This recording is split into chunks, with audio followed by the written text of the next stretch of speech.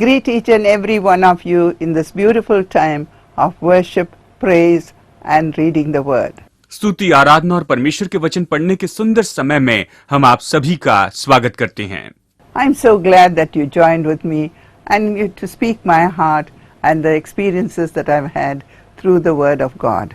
और निश्चय आप मेरे साथ में जुड़ने से मैं बहुत ही खुश हूँ। मैं अपने दिल से और अपने जीवन में जो वचन से अनुभव पाए हैं उसमें से अभी आपको बताना चाहती हूँ, हम इसमें से देखेंगे। If you turn with me to Psalm 83 in your Bible. यदि आप अपनी बाइबल में मेरे साथ में निकाल लें भजन संहिता 83।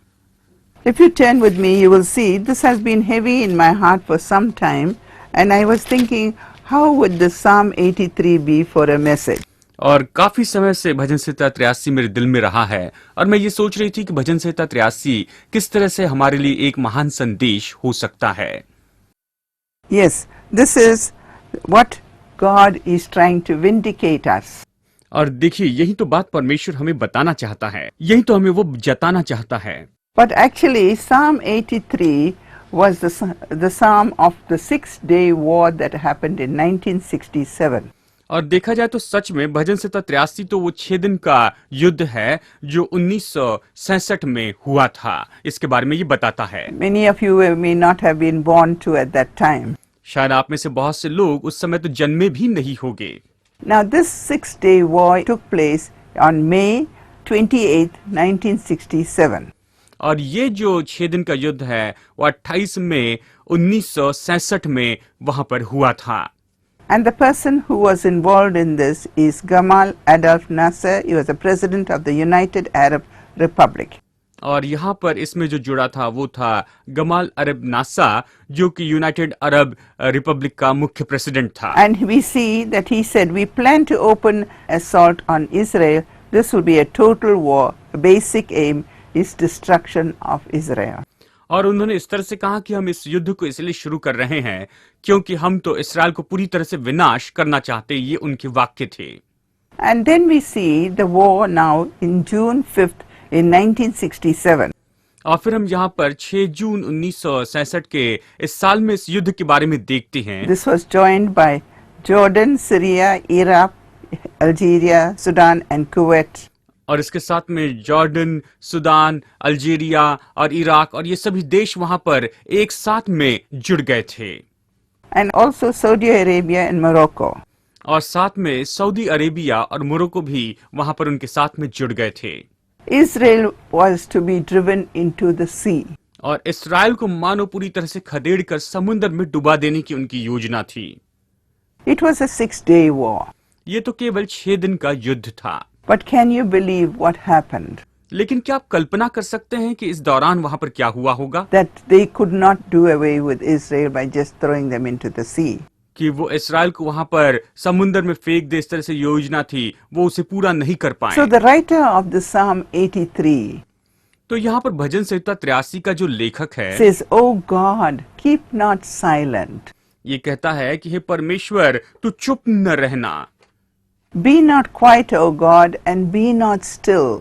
और वो कहता है कि हे परमेश्वर तू चुप न रहना, तू शांत न रहना। So we see that it was very much in the news.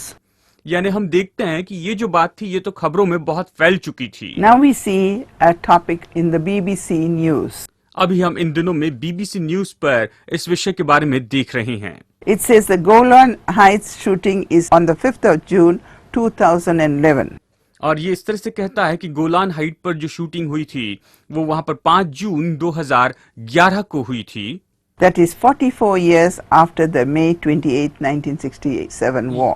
यानी मई 28 1937 का जो ये युद्ध हुआ था उसके बिल्कुल 44 साल के बाद की ये बात So है। we see that the Syria cross border and the inter-Israel to occupy the Golan Heights. और यहाँ पर हम देखते हैं कि सीरिया जो है अपनी सीमा को पार करके इजराइल में प्रवेश करता है ताकि गोलान हाइट्स की जगह को वो हथिया ले। This also dealt with the scientific satellites planning, etc.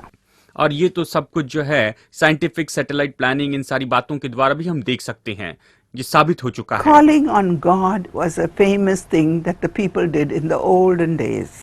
पुराने जमाने में परमेश्वर को पुकारना ये तो बहुत ही ऐसी विख्यात बात थी जो अक्सर लोग किया करते थे। And it says so beautifully in the Psalm 83. You see, at this point, the people of God were so desperate. They needed something to hold on to.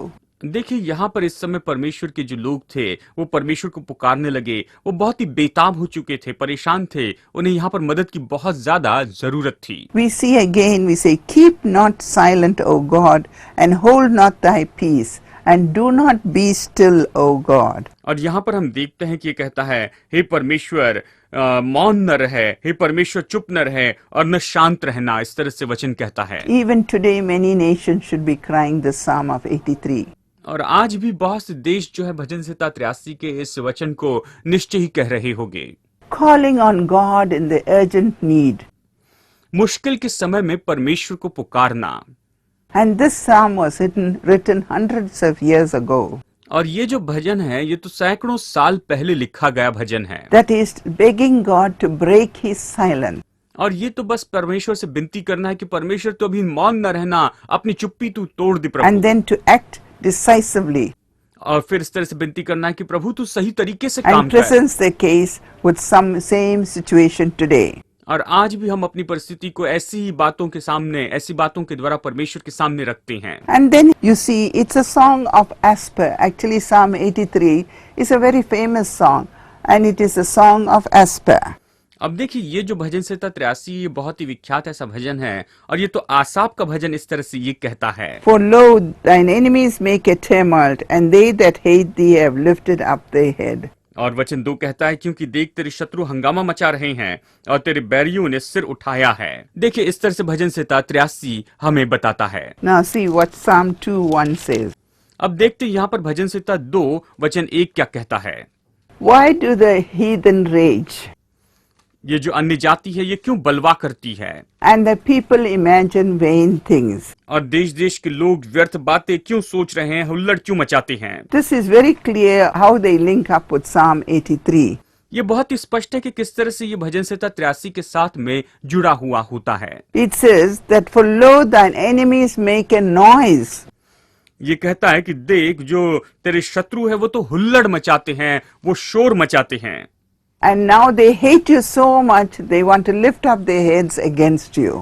और ये तो तुझसे इतनी नफरत करते हैं कि वो तो अपना सिर तेरे विरुद्ध में उठाना चाहते हैं। And the third verse says, और तीसरा वचन ये कहता है, they are ringed by enemies, and the psalmist pleads with God to help.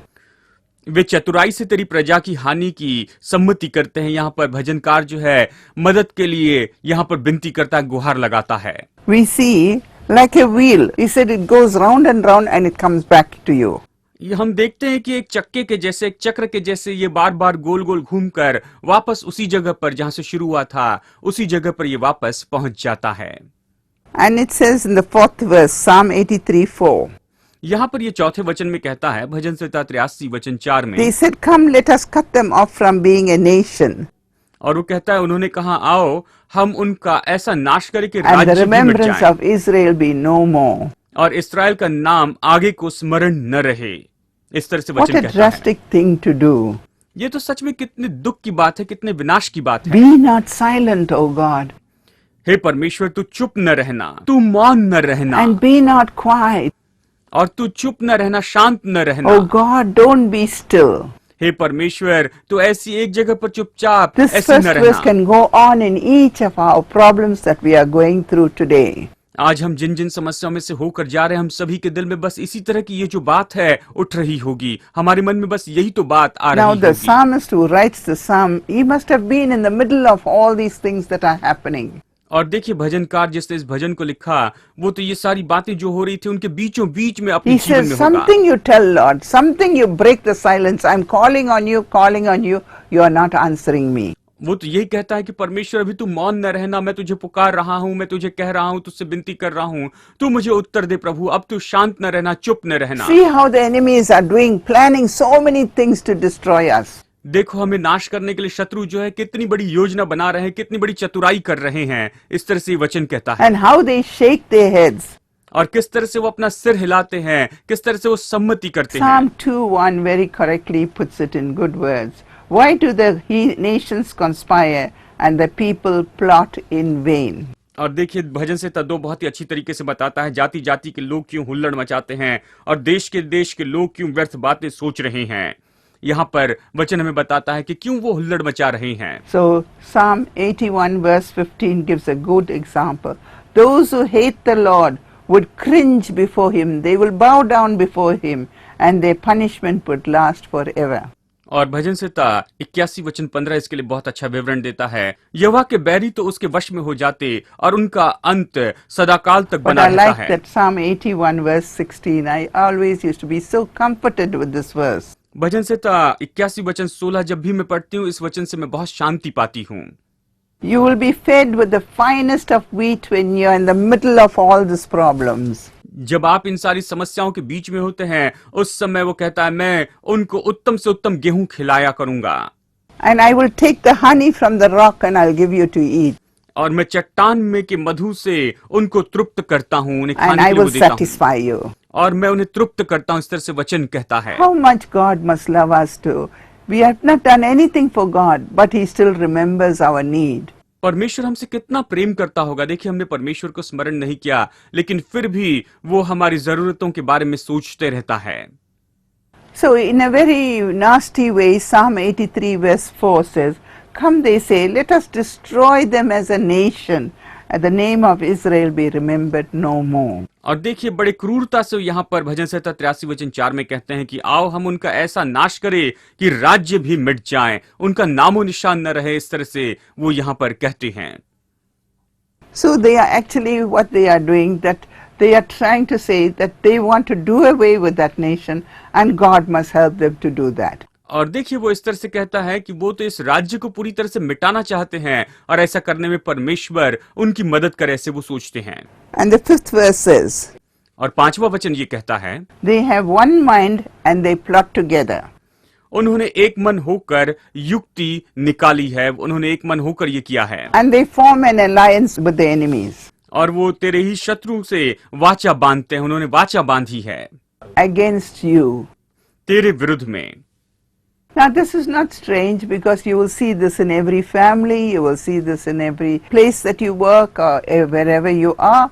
You will see this always happening in the world. अब देखिए ये कोई नई बात नहीं है, ये आप अपने परिवार में देखते हैं, आप जहां पर काम करते हैं, संसार के कोने कोने में हर जगह पर आप इसे देख सकते हैं।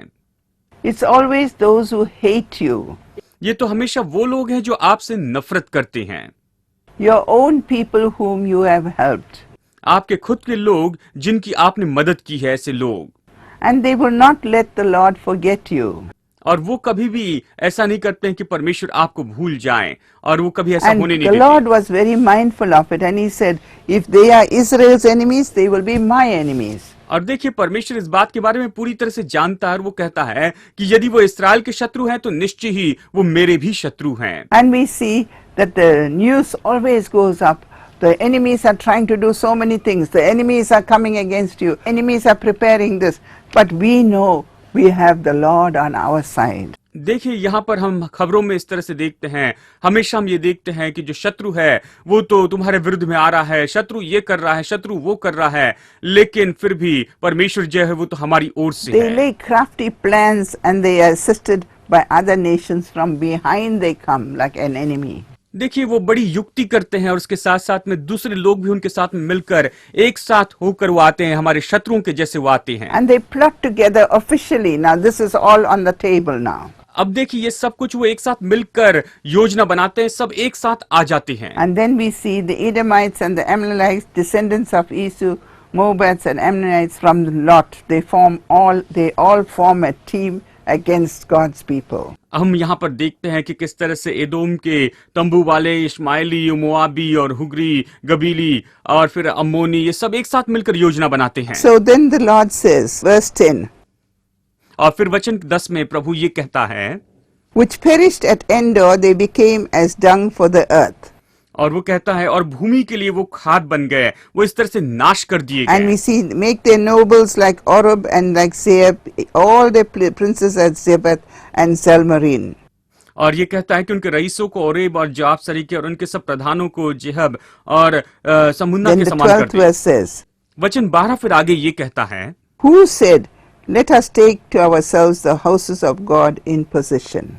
जिन्होंने कहा था हम परमेश्वर की चराइयों के अधिकारी आप ही हो जाएंगे। But then God's people cried out in 13th verse.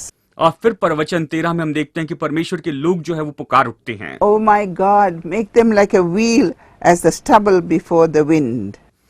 हे मेरे परमेश्वर, उन्हें बवंडर की धूली या पवन से उड़ाए गए भूसे के समान कर दे। Now why it says like a wheel? As the wheel turns, the dust goes round and round, round and round, and it comes back again. अब देखिए जे बवंडर के समान क्यों कहता है, ये कहता है कि बवंडर जो है उसके अंदर चक्के के जैसे वो बार बार घूमता है, एक ही जगह In वापस the आता है। hour of need, the Lord's hand is upon you. जब जरूरत का समय होता है उस समय परमेश्वर का हाथ जो है वो आपके ऊपर में होता है। He sends the help and makes the enemies to run away. वो तो मदद भेजता है और उसके कारण जो है शत्रु जो है वो भाग जाते हैं। And he makes you victorious, which defies all human explanation. और सारी मनुष्य जाति का जो विवरण उससे हटकर वो आपको निश्चय ही विजयी बनाता है। You know why? आप जानते हैं क्यों? Because the Israelites call on the name of Jehovah.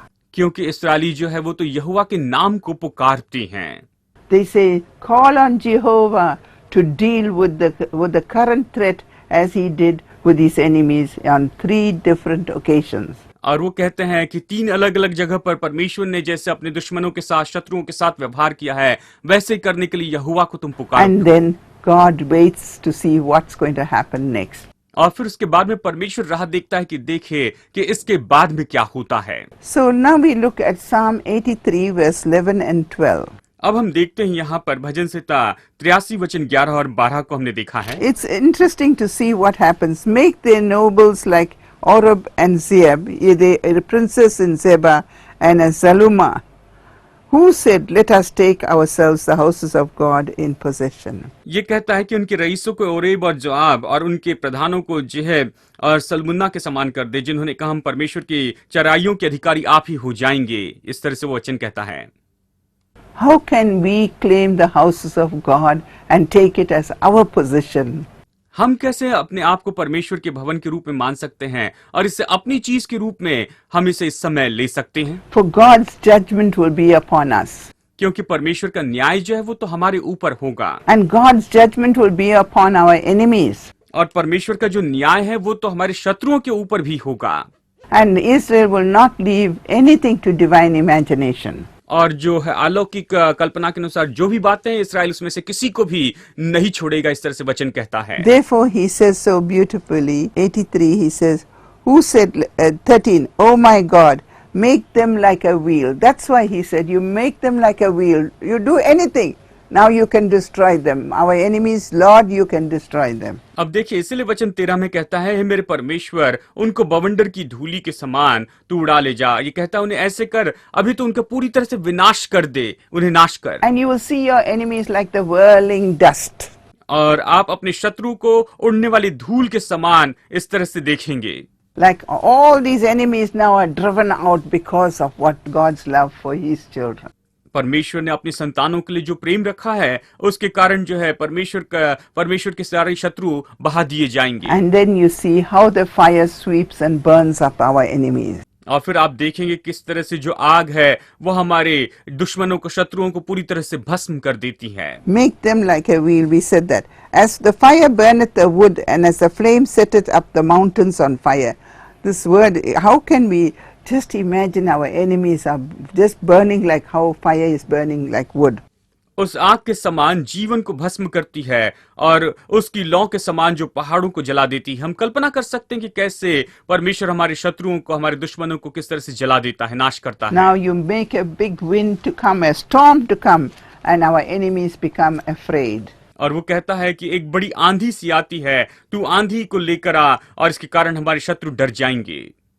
And the 16th verse says, fill their faces with shame that they may seek thy name, O Lord. वचन 16 कहता है, इससे मुंह को अति लज्जित कर, इनके मुंह को अति लज्जित कर कि हे यहोवा तेरे नाम को ढूंढे। And Lord, let them be put to shame.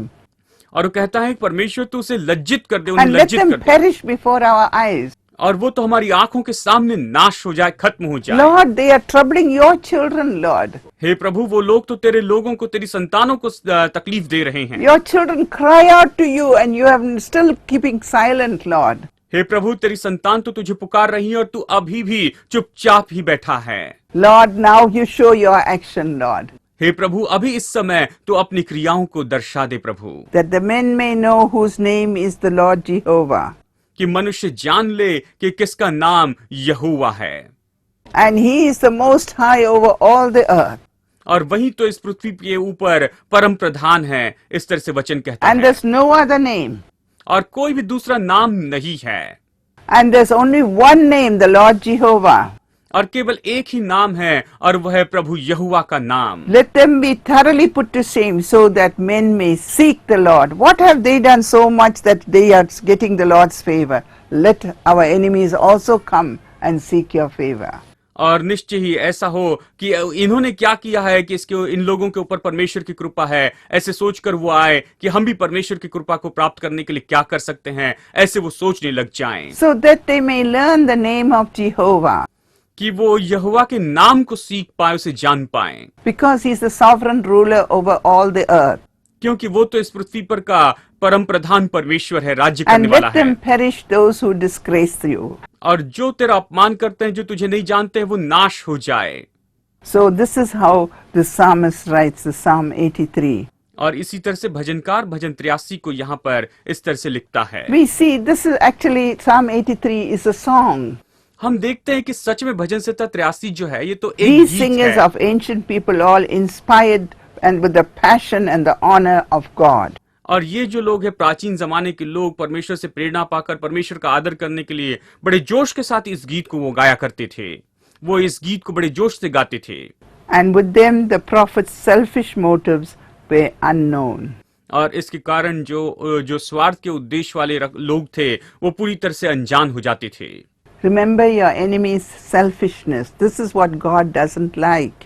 अब देखिए, आपके शत्रु जो स्वार्थी होते हैं, यही बात तो परमेश्वर को पसंद नहीं होती They है। sing no songs वो तो कोई गीत नहीं गाते हैं, and they see no visions. और वो कोई दर्शन भी नहीं देखते हैं। They don't say any prayers to God. वो परमेश्वर के सामने कोई भी प्रार्थना नहीं करती हैं। Therefore, this writer says, the Lord is on your side and he gives you the victory. और इसलिए लेखक इस तरह से कहता है कि परमेश्वर जो है वो तो तुम्हारी ओर से है, और वही तो तुम्हें विजय देता है। You may have done the Psalm 83 so many times, शायद आपने भजन संहिता 83 इस वचन के इस अध्याय को कई बार पढ़ा but today होगा, feel inspired that your enemies will be like dust. लेकिन आज निश्चय आप प्रोत्साहित होते हैं कि आपके जो शत्रु है वो तो पूरी तरह से धूल हो जाएंगे, And they will be like a wheel going over them round and round.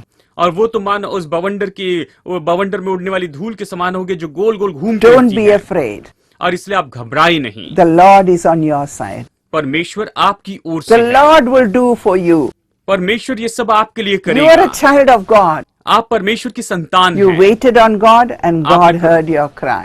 आपने प्रभु की राह देखी और परमेश्वर ने आपकी दिल की पुकार सुन ली है, And he will answer your prayer. और वो आपकी प्रार्थनाओं का जवाब देगा। I can do nothing, मैं कुछ भी नहीं कर सकती, but God can do. लेकिन परमेश्वर कर सकता है। Be encouraged. आप धाड़स बांधे, प्रोत्साहित हो The जाएं। Lord will work out things in time. God's clock and our clock doesn't coincide. परमेश्वर जो है बिल्कुल सही समय पर काम करेगा। परमेश्वर की घड़ी और हमारी घड़ी एक साथ में ऐसे ही काम नहीं करती है, But at the right time, God will step in and save your soul.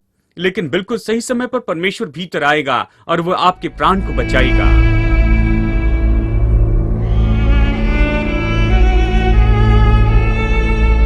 Shall we all join our hearts together in prayer? आइए हम एक साथ मिलकर अभी इस समय प्रार्थना करते हैं।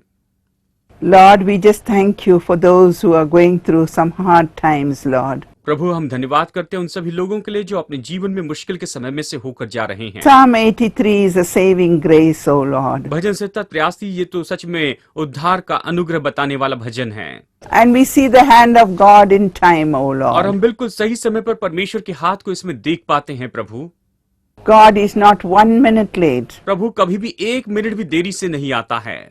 He will be there on time to save you. आपको बचाने के लिए निश्चय बिल्कुल सही समय पर वो वहां पर आएगा And He will come and embrace you. और वो आकर आपको गले लगा लेगा And He will comfort your troubled heart. और वो आपके व्याकुल दिल को निश्चय तसल्ली देगा, सांत्वना देगा And He will bless you. और वो आपको आशीष देगा। He will strengthen your inner man. वो आपके भीतरी मनुष्यत्व को बल देता चला जाएगा।